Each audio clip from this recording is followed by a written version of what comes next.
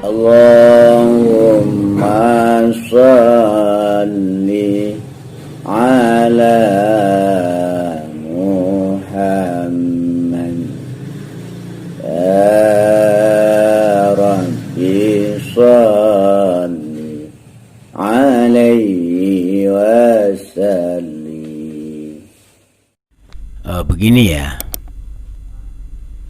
kenapa terjadi perbedaan keterangan di antara guru-guru tarekoh di dalam menerangkan perjalanan menuju Allah atau ma'rifat Allah itu?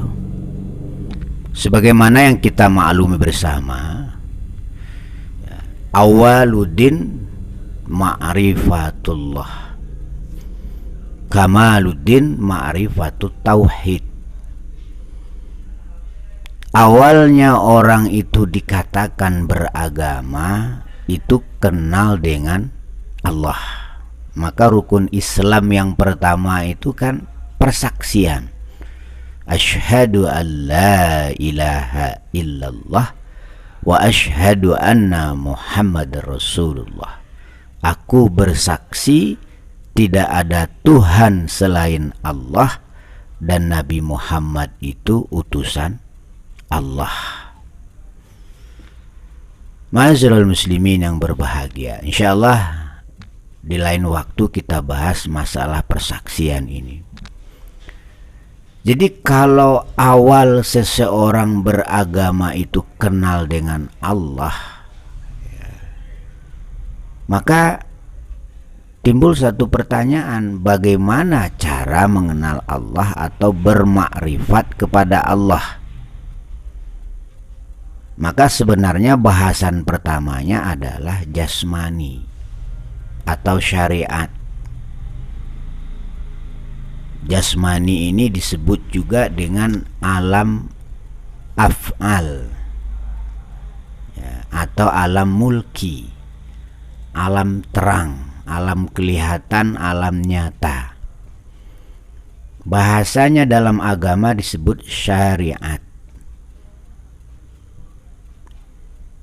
Syariat ini nanti akan menentukan benar atau tidaknya perjalanan selanjutnya menuju makrifat Allah itu akan ditentukan oleh syariat ini. Semakin seseorang itu menguasai syariat dengan baik, tentu perjalanannya menuju makrifat Allah itu akan semakin baik. Ma'asyiral muslimin yang berbahagia, perjalanan. Tentu dalam perjalanan setiap orang itu berbeda yang dia lihat, berbeda pula yang dia pikirkan, berbeda pula yang dia rasakan. Saya beri contoh begini. Kalau kita misalnya mau ke Jakarta, naik bisnya sama, rute yang ditempuh sama, sopir yang nyopirin sama. Tapi kenapa para penumpang bis ini yang dia pikirkan, yang dia lihat, yang dia rasakan terkadang berbeda? Apa penyebabnya? Ma'asyiral muslimin yang berbahagia, penumpang itu tentu ada yang duduk di sebelah kanan, dan dia lebih banyak melihat ke kanan daripada ke kiri. Ada yang duduk di sebelah kiri, dia lebih banyak melihat ke kiri daripada ke kanan. Bahkan ada yang duduk di depan, dia lebih banyak melihat ke depan daripada ke kanan dan ke kiri. Yang duduk di sebelah kanan bukan berarti dia tidak melihat ke sebelah kiri, hanya saja dia lebih banyak melihat ke kanan daripada ke kiri. Begitu pula yang duduk sebelah kiri bukan berarti dia tidak melihat ke kanan, hanya saja dia lebih banyak melihat ke kiri daripada ke kanan. Begitu pula yang duduk di depan, bukan dia tidak melihat ke kiri dan ke kanan, hanya saja dia lebih banyak melihat ke depan. Karena beda yang disaksikan, beda yang dipikirkan, tentu beda pula yang dirasakan. Masyarul muslimin yang berbahagia, ini rute bisnya sama, syariatnya sama. Tarekoh itu nggak aneh-aneh, syariatnya sama. Masyarul muslimin. Jadi benar atau tidaknya nanti seseorang itu bertarekoh atau berjalan menuju Allah, itu banyak dipengaruhi oleh benar atau tidaknya dia memahami syariat. Karena syariat ini kan ilmu, cara yang harus dilaksanakan. Pelaksanaan syariat inilah yang disebut dengan tarekoh. Jadi kalau ada orang ngomong saya nggak mau bertarekoh, ini kan lucu. Anda belajar sholat, bagaimana cara wudhu yang benar menurut sunnah misalnya, bagaimana cara takbir yang benar, bagaimana cara membaca surat Al-Fatihah yang benar, ruku yang benar, iktidal sampai kepada salam. Setelah Anda ketahui, berarti Anda udah paham syariat. Syariatnya sholat, lalu Anda laksanakan. Nah, pelaksanaan sholat inilah yang disebut dengan tarekoh. Dan orang yang sholat itu nggak sama yang dia rasakan. Kenapa nggak sama yang dia rasakan? Karena titik berat pelajaran syariahnya nggak sama.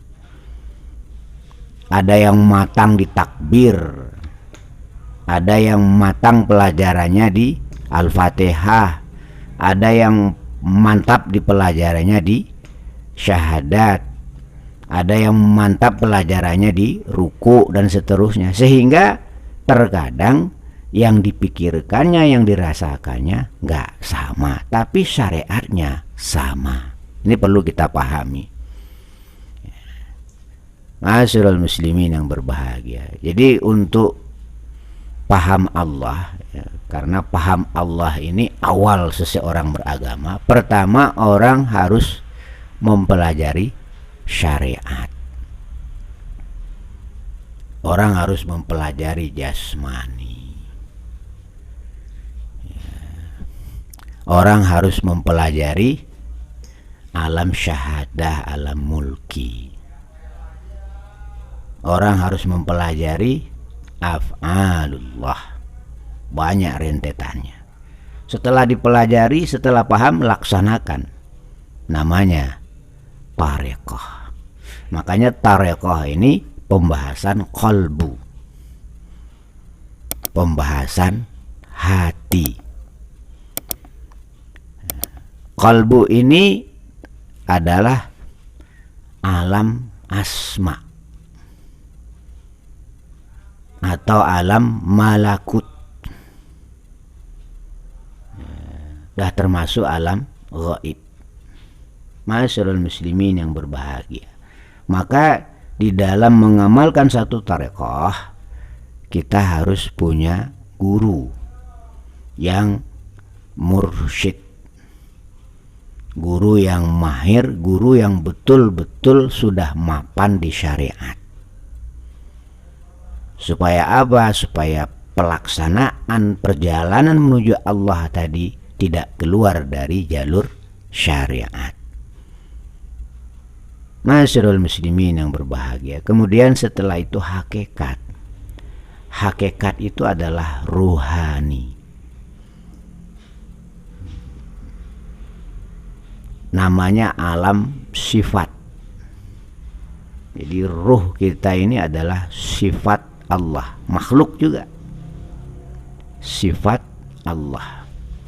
Alamnya disebut dengan alam Jabarut,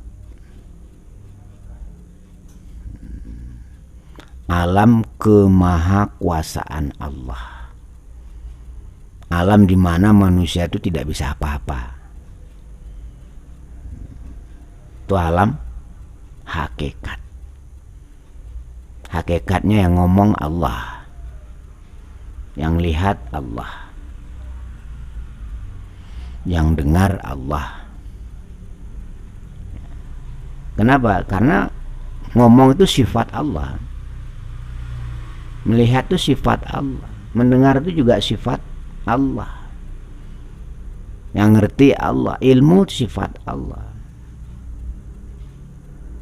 yang berkehendak Allah, itu termasuk sifat Allah.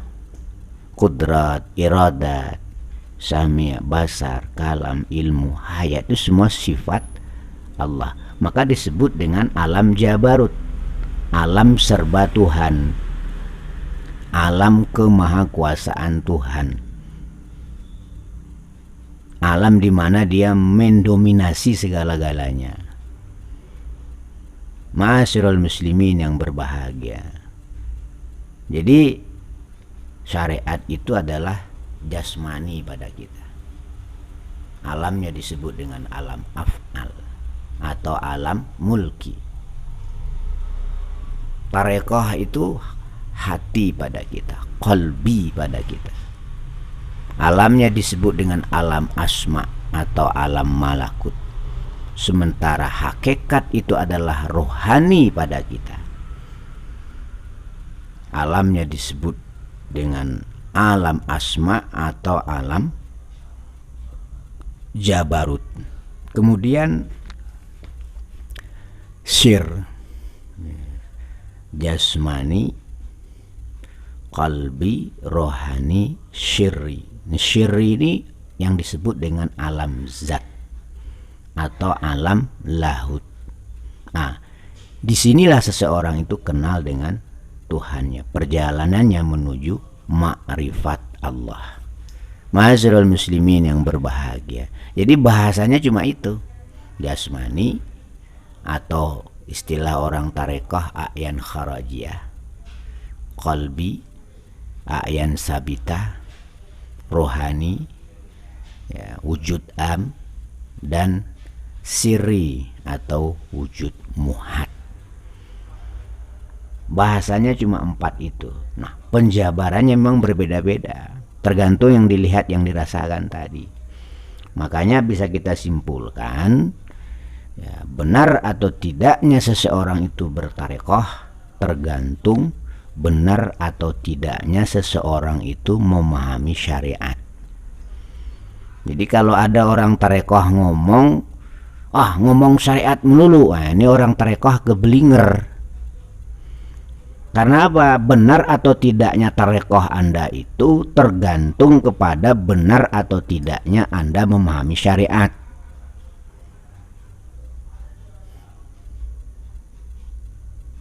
Nah, kalau kita belum komplit, belum komprehensif di dalam memahami syariat ini, maka kita butuh guru, butuh pembimbing di dalam bertarekoh. Nggak boleh sembarangan, nggak boleh menghayal, repot nanti. Seterusnya, benar atau tidaknya seseorang itu berhakikat tergantung benar atau tidaknya seseorang itu bertarekoh. Kalau dia bertarekohnya menyimpang, nggak benar, keluar dari garis, keluar dari jalur, maka nanti hakikat yang dia dapat pun tidak akan benar, akan keliru, akan kecampuran oleh godaan-godaan iblis dan setan. Kemudian benar atau tidaknya seseorang itu bermakrifat kepada Allah Subhanahu wa Ta'ala tergantung benar atau tidaknya dia berhakikat. Jadi habis syariat ke tarekoh, habis tarekoh ke hakikat, habis hakikat ke ma'rifat. Ma'asyiral muslimin yang berbahagia, sebenarnya bahasan ini sangat indah. Karena apa? Membahas diri kita, ya, gak bahas orang lain, gak.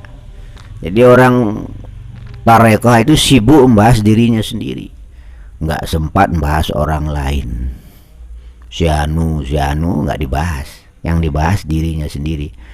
Maka ciri-ciri orang bertarekoh dengan benar itu, dia sudah tidak suka bergosip, sudah tidak suka berprasangka buruk. Kenapa? Karena waktunya habis untuk ngurusi dirinya sendiri. Masyarul muslimin yang berbahagia. Jadi kira-kira begitu ya, simpelnya pelajaran makrifat Allah itu. Awaludin ma'rifatullah. Awal beragama kenal dengan Allah. Kamaluddin ma'rifatut tauhid. Kesempurnaan beragama mentauhidkan Allah di dalam af'alnya, asma'nya, sifatnya, dan zatnya.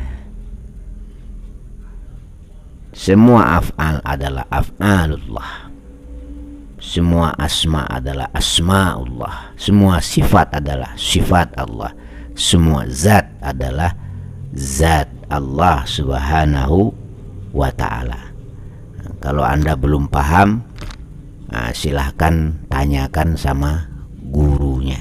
Itu yang dikatakan mentauhidkan Allah. La ilaha illallah wahdah la syarikalah. Esa tidak ada syarikat baginya.